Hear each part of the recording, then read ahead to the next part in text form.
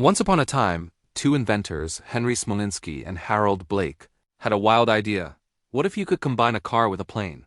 Their vision led to one of the most ambitious and dangerous inventions in aviation history, the AVE Mizar, better known as the Flying Pinto.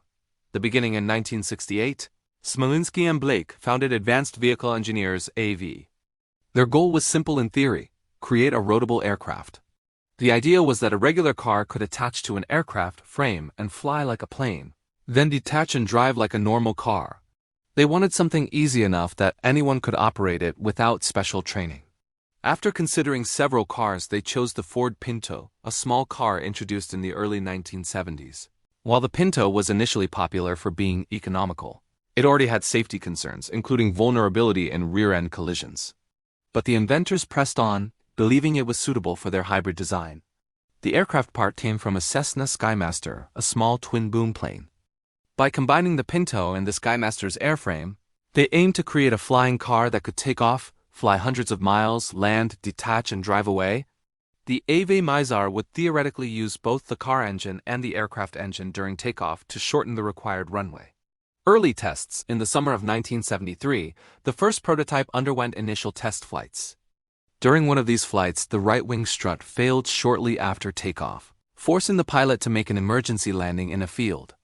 Remarkably, no one was injured, and the vehicle was driven back to the airport with its wings still attached. Despite this setback, media attention was strong. Headlines proclaimed a car that could fly, and the public was intrigued by the possibility of personal flying cars.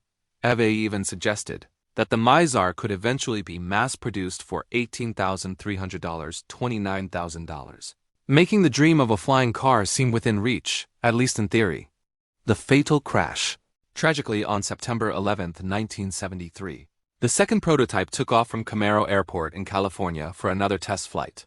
For reasons that remain partly unclear, the inventors did not notify airport officials, deviating from their standard safety procedure. About 2 minutes after takeoff, the right wing strut failed again, causing the wings to collapse. The AVE Mizar twisted in midair, broke apart, and crashed. Both Henry Smolinski and Harold Blake lost their lives instantly. An investigation by the National Transportation Safety Board, NTSB, revealed the main causes of the accident. The vehicle was too heavy for the aircraft frame, even without passengers or fuel. Structural failures, including a poorly welded wing strut and loose parts, had been observed in previous tests. With the death of its inventors, the Mizar project was immediately cancelled, ending the dream of the Flying Pinto, a legacy of innovation and risk. The story of the AVE Mizar highlights the risks inventors take when pushing the boundaries of technology. Smolinski and Blake's ambition to create a flying car ultimately cost them their lives. While the Flying Pinto never achieved commercial success, it remains a fascinating chapter in aviation history, reminding us that some ideas, however exciting, can be extremely dangerous in practice.